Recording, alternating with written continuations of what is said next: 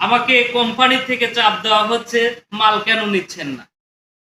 Dealer আমাকে বলতেছে আপনি মাল কেন বিক্রি করতেছেন না।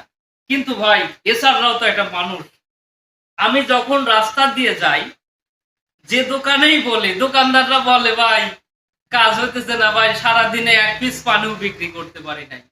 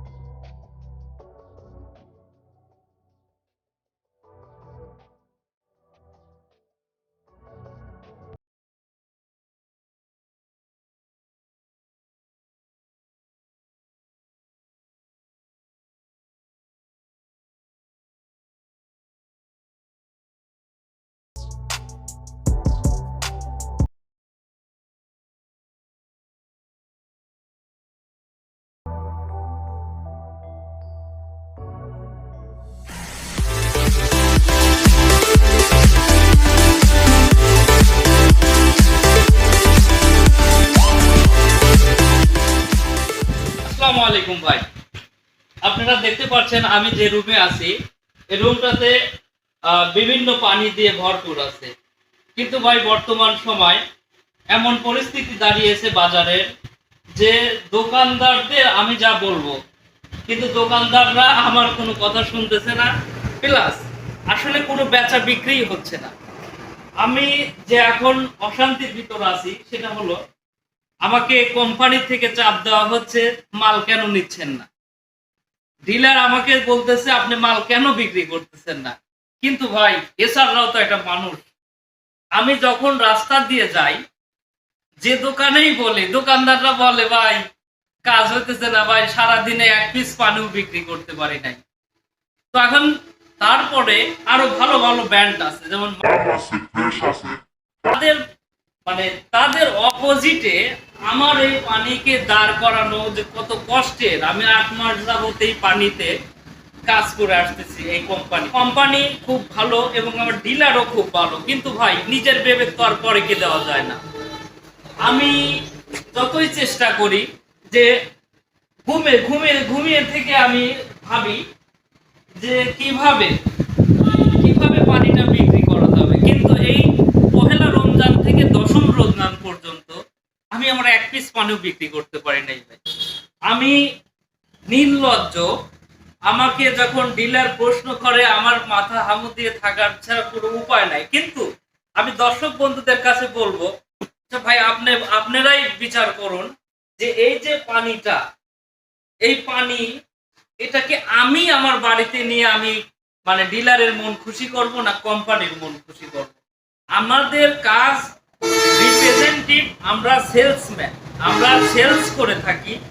এটা শুধু আমার ক্ষেত্রে না, আরো অন্য অন্য যারা এসআর আছে তাদের সাথে আমি কম্পেয়ার করে দেখছি যে আসল ব্যাপারটা হলো ভাই এই দেশের যে অর্থনৈতিক পরিস্থিতি, এই সংকটের বেলায় অধিকাংশ মানুষই হিমশিম খাচ্ছে তাদের জীবন জীবিকা নির্বাহের উপর। এই সময় আমি যখন পারতেছি না তখন আমাকে প্রেশারের উপর প্রেশার। আসলে ভাই একটা কথা শুনছিলাম ছোটবেলায় যে যে চাকরি পায় না সে চায় চাকরি করতে, আর যে চাকরি পায় সে চায় চাকরি ছাড়তে। তো একই কথা এখন আমার ক্ষেত্রেও দাঁড়িয়ে গেল ভাই।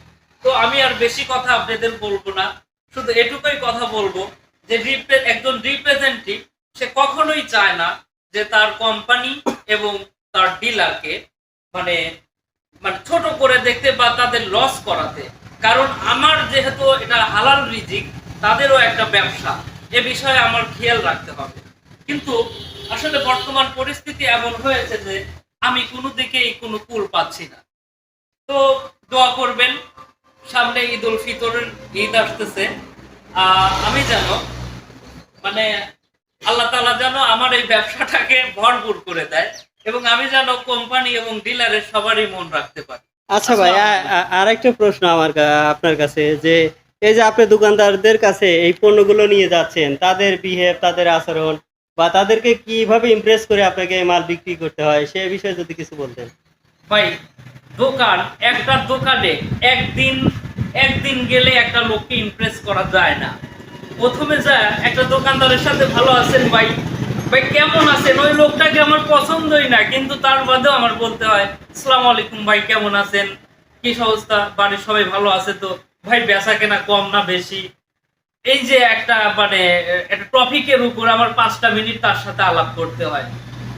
তারপরে মানে বলতে হয় ভাই আপনি মনে হয় এখন বাজার একটু ডিল, তাই না?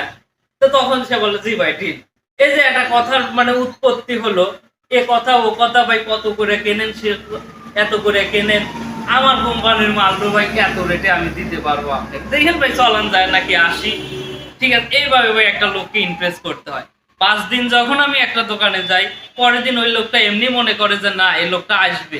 ঠিক আছে, এই লোকটা আসবে এবং এর কথার ভিতর লজিক আছে। ঠিক আছে, আপনারা দেখতেছেন যে এই যে আমার পানিটা কিন্তু আসলে খুব সুস্বাদু, কিন্তু বাজারে বাজারে নতুন হওয়ার কারণে কিছু কোম্পানির মাল আছে যেগুলো নাম ডাকে চলতেছে এই পর্যন্তই, আসলে কিন্তু সে পানি কোনো স্বাদ না।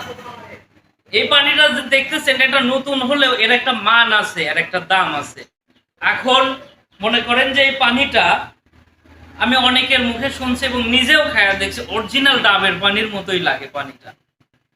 আপনারা বিশ্বাস করবেন কিনা, বিশ্বাস না হয় যে মমো দেখে এর বিএসটা এর অনুমতি দেখা আপনারা পানিটা কিনেন, যদি ডাবের পানির মতো না লাগে তাহলে আমাকে তারপরে বলেন। অথচ কিন্তু কি করবো ভাই, ওই যে একটা কথা আছে গরিবের শখের জাম্পার ছেঁড়া।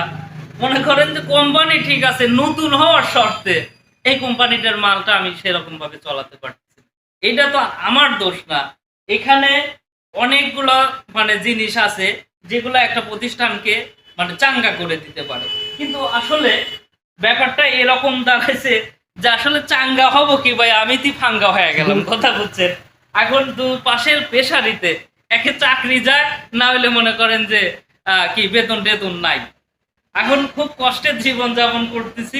এখন আমি সর্বশেষে এই কথাই বলতেছি, যারা এসআর আছেন তারা মালিককে হালাল পথে তার উপার্জনটা আপনি হালাল করে নেবেন এবং তাকেও কিছু চেষ্টা করবেন আপনার ডিলার বা কোম্পানির যেন আপনি তার কিছু প্রফিট হয়। তো এখন আমরা এই চেষ্টাই করব